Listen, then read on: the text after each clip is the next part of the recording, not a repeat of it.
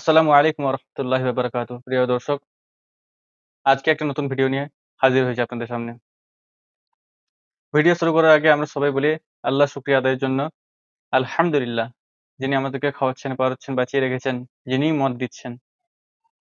রব্বুল আলামিন সারা দুনিয়াকে বানানে ওয়ালা, পালনে ওয়ালা, জেবা ও লাইক,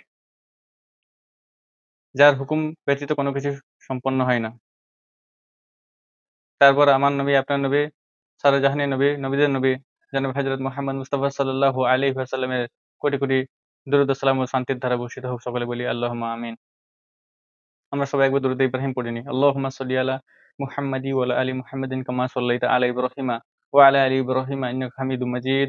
আল্লাহুম্মা বারিক আলা মুহাম্মাদি ওয়া আলা আলি মুহাম্মাদিন কামা বারাকতা আলা ইব্রাহিমা ওয়া আলা আলি ইব্রাহিমা ইন্নাকা হামিদুম মাজিদ।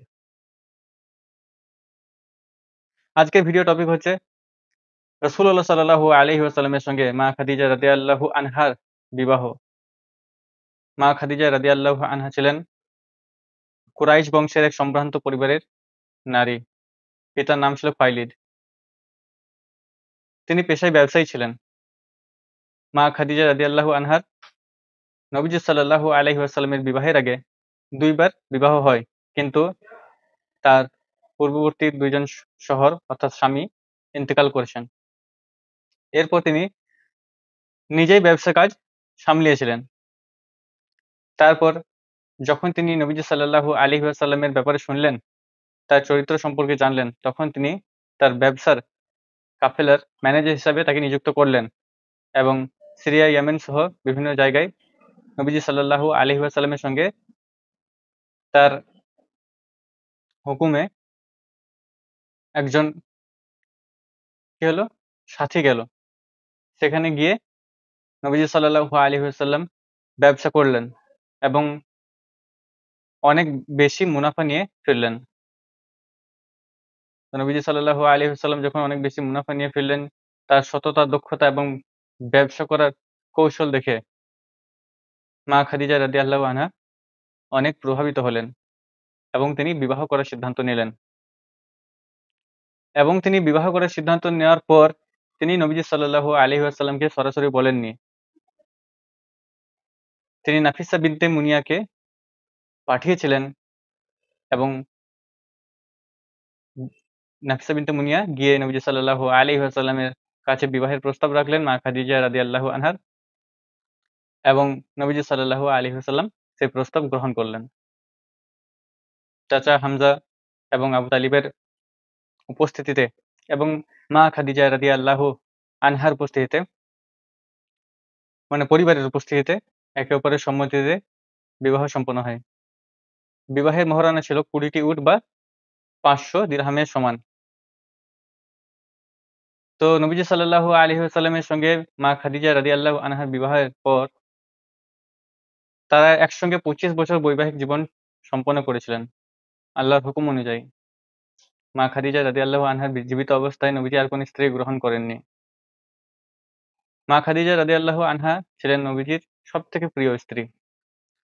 মা খাদিজার ইন্তেকালের পর নবীজি যে বিবাহগুলো করেছিলেন সেগুলো ছিল আল্লাহর হুকুম এবং দাস প্রথা ভঙ্গ করা, আত্মীয়তার সম্পর্ক ঠিক রাখার জন্য এবং ইসলামকে ছড়িয়ে দেওয়ার জন্য প্রচেষ্টা। এবং নবীজি সাল্লাল্লাহু আলাইহি ওয়াসাল্লাম তার প্রত্যেকজন স্ত্রীর পরিপূর্ণ হক আদায় করেছেন। সুবহানাল্লাহ।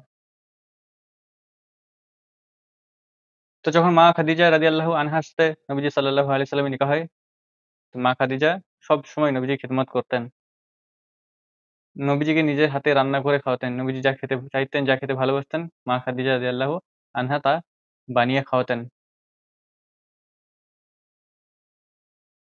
তারপর যখন নবীজি সাল্লাল্লাহু আলাইহি ওয়াসাল্লাম ৪০ বছর বয়সে পৌঁছালেন, নবীজি সাল্লাল্লাহু আলাইহি ওয়াসাল্লামের সঙ্গে মা খাদিজার বিবাহ হয়, তখন নবীজি সাল্লাল্লাহু আলাইহি ওয়াসাল্লামের বয়স ২৫ বছর। মা খাদিজা রাদিয়াল্লাহু আনহার বয়স ৪০ বছর। কিন্তু মা খাদিজা রাদিয়াল্লাহু আনহার ৪০ বছর বয়সে বিয়ে হয়। সালটা ছিল মোটামুটি ৫৯৫ খ্রিস্টাব্দে। নবীজি সাল্লাল্লাহু আলাইহি ওয়াসাল্লাম যখন নবুয়ত প্রাপ্ত করলেন হিরা গুহায়, জিবরাইল ফেরেশতা জিবরাইল আলাইহিস সালাম যখন উপস্থিত হলেন, তখন ১ম ওহী নাজিল হলো। তারপর এইভাবে হিরা গুহায় নবীজি সাল্লাল্লাহু আলাইহি ওয়াসাল্লামের উপর আল্লাহ রব্বুল ইজ্জত কোরআন নাজিল করেন।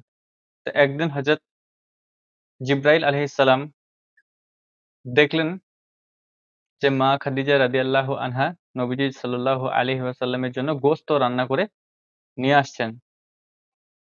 তো নবীজি সাল্লাল্লাহু আলাইহি ওয়াসাল্লামকে জিবরাইল আলাইহিস সালাম বললেন যে, "আপনার স্ত্রী আসছেন, ওনাকে বলবেন যে মহান রব্বুল আলামিনের পক্ষ থেকে এবং আমার তরফ থেকে ওনাকে সালাম জানানো হয়েছে।"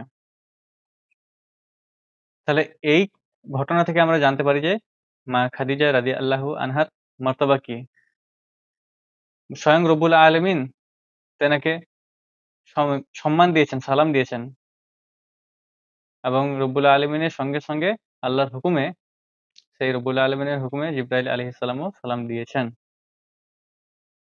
নবীজি সাল্লাল্লাহু আলাইহি ওয়াসাল্লাম স্ত্রীকে তার স্ত্রী মা খাদিজা রাদিয়াল্লাহু আনহাকে বললেন এবং তার চোখে পানি চলে এলো কথাটা শুনে। যে স্বয়ং রব্বুল আলামিন এবং তার হুকুমে জিবরাইল আলাইহিস সালাম সালাম দিয়েছেন। উনি সালামের জবাব দিলেন এবং তার সারা জীবন আল্লাহর ইবাদত এবং নবীজির খেদমতে লেগেছেন। নবীজি সাল্লাল্লাহু আলাইহি ওয়াসাল্লামের উপর ওহী নাজিল হওয়ার পর তিনিই ১ম নারী ছিলেন যিনি ইসলাম কবুল করেন। মা খাদিজা রাদিয়াল্লাহু আনহা। তিনি নবীজিকে কঠিন সময়ে তিনি সাহায্য করেছেন। তিনি তার ব্যবসায় সমস্ত কিছু দায়িত্ব, সমস্ত মাল ও দৌলত সম্পত্তি নবীজি সাল্লাল্লাহু আলাইহি ওয়াসাল্লামের কাছে দিয়ে দিয়েছিলেন। অবশ্য নবুয়ত প্রাপ্তির পর নবীজি সাল্লাল্লাহু আলাইহি ওয়াসাল্লাম ইসলাম প্রচারের কাজে নিজেকে নিয়োজিত করেছিলেন। তখন তিনি আর ব্যবসা করতেন না।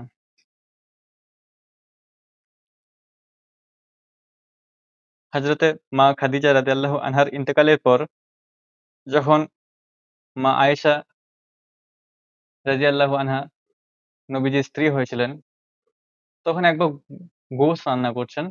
তো নবীজি সাল্লাল্লাহু আলাইহি ওয়াসাল্লাম এলেন এবং বললেন যে, "হে আয়েশা তুমি গোশত একটু বেশি করে রান্না করো এবং আমাকে দিও।"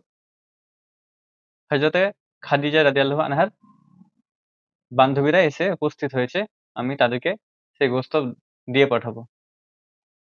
তখন মা আয়েশা রাদিয়াল্লাহু আনহা অনেক সুন্দরভাবে মিষ্টি ভাষায় নবীজির সম্মান রেখে একটা কথা জিজ্ঞাসা করলেন যে,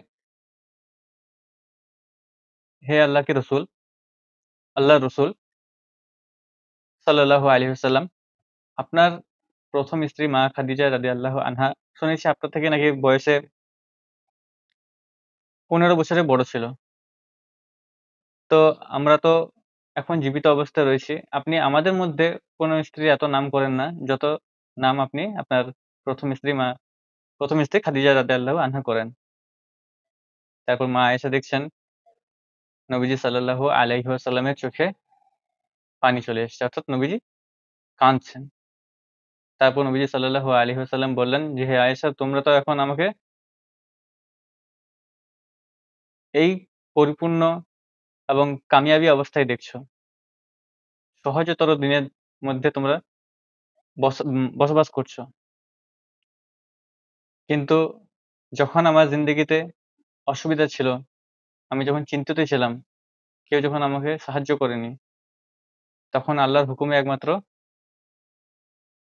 খাদিজা রাদিয়াল্লাহু আনহা সাহায্য করেছিলেন। অর্থাৎ খাদিজা তাকে সাহায্য করেছিলেন, তার ১ম স্ত্রী।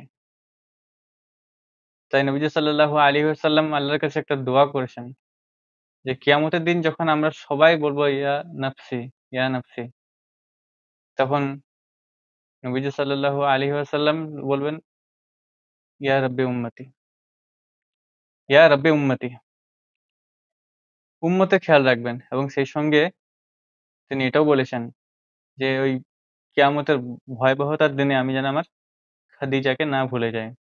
যে কিনা দুনিয়াতে আমার কষ্টের দিনে আমার সাথী হয়েছিল। তো আয়েশা মানে মা আয়েশা অন্যান্য স্ত্রীরা নবীজির সুখের দিনে সাথী ছিলেন। তো নবীজি সাল্লাল্লাহু আলাইহি ওয়াসাল্লাম কোন স্ত্রীকে তিনি অপমান করেননি। তিনি বলেছিলেন যে মা খাদিজা রাদিয়াল্লাহু আনহার গুরুত্বের কথা তিনি বলেছিলেন। তার মর্তবা কতখানি ছিল? আল্লাহ তাকে কতটা সম্মান দিয়েছিলেন? সেটা বলার জন্যই নবীজি সাল্লাল্লাহু আলাইহি সাল্লাম বলেছিলেন যে, "তোমরা আমার সুখের দিনের সাথী এবং মা তোমরা আমার সুখের দিনের সাথী এবং খাদিজা ছিল আমার দুঃখের আর কষ্টের দিনের সাথী। তখন সে আমার হাত ছাড়েনি। আমাকে পরিপূর্ণভাবে সাহায্য করেছিল।" নবীজি সাল্লাল্লাহু আলাইহি ওয়াসাল্লাম যতদিন বেঁচে ছিলেন, দুনিয়াতে ছিলেন, ততদিন মা খাদিজা রাদিয়াল্লাহু আনহার জন্য দোয়া করেছেন।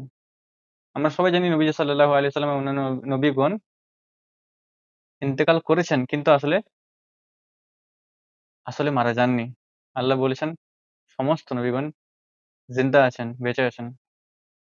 আমরা যখন দরুদ ও সালাম পেশ করি, নবীজি সাল্লাল্লাহু আলাইহি ওয়াসাল্লামের কাছে ফেরেশতার মাধ্যমে রব্বুল ইজ্জত কি করেন? সেই দরুদ ও সালামকে পৌঁছে দেন এবং নবীজি সাল্লাল্লাহু আলাইহি ওয়াসাল্লাম জানেন, মানে তাকে নবীজিকে জানানো হয় যে কোন জায়গা থেকে কে দরুদ ও সালাম পাঠিয়েছে, তার পিতার নাম কি? সবকিছু নবীজি সাল্লাল্লাহু আলাইহি ওয়াসাল্লাম জানতে পারেন। তাই আমাদেরকে উচিত নবীজি সাল্লাল্লাহু আলাইহি ওয়াসাল্লামের উপর বারবার বেশি করে দরুদ ও সালাম পাঠ করা। আল্লাহুম্মা সাল্লি আলা সাইয়্যিদিনা মাওলানা মুহাম্মদ ওয়া আলা আলি সাইয়্যিদিনা সাফিয়ানা মাওলানা মুহাম্মদ। মাওলায়া সাল্লি ওয়া সাল্লিম দাইমান আবাদান আলা হাবিবিকা খাইরিল খালকি কুল্লিহিম। ना कोई आप जैसा हो, ना कोई आप जैसा था, कोई उस शख्स से पूछो मुस्तफा का हुस्न कैसा था। ज़मीं-ओ आसमानों में कोई मिसाल न मिली, मौलाया सल्ली व सल्लिम दाइमन अबदन अला हबीबिका खैरिल खल्की कुल्लिहिम। নবী সাল্লাল্লাহু আলাইহি ওয়াসাল্লামের সঙ্গে মা খাদিজা রাদিয়াল্লাহু আনহার বিবাহের পর মা খাদিজা রাদিয়াল্লাহু আনহার গর্ভ থেকে জন্মগ্রহণ করেছিলেন কাসিম ইবনে মুহাম্মদ সাল্লাল্লাহু আলাইহি ওয়াসাল্লাম, আব্দুল্লাহ ইবনে মুহাম্মদ সাল্লাল্লাহু আলাইহি ওয়াসাল্লাম। তারপর ৪ কন্যা জয়নব বিনতে মুহাম্মদ সাল্লাল্লাহু আলাইহি ওয়াসাল্লাম, রুকাইয়া বিনতে মুহাম্মদ সাল্লাল্লাহু আলাইহি ওয়াসাল্লাম, উম্মে কুলসুম বিনতে মুহাম্মদ সাল্লাল্লাহু আলাইহি ওয়াসাল্লাম এবং ফাতিমা জাহরা বিনতে মুহাম্মদ সাল্লাল্লাহু আলাইহি ওয়াসাল্লাম। একমাত্র ইব্রাহিম রাদিয়াল্লাহু আনহু মারিয়া কিবতিয়া রাদিয়াল্লাহু আনহার গর্ভ থেকে জন্মগ্রহণ করেছিলেন। বাকি সমস্ত সন্তান মা খাদিজা রাদিয়াল্লাহু আনহার গর্ভ থেকে জন্মগ্রহণ করেছিলেন। ইনশাআল্লাহ পরের ভিডিওতে দেখা হচ্ছে। আসসালামু আলাইকুম ওয়া রাহমাতুল্লাহি ওয়া বারাকাতুহু।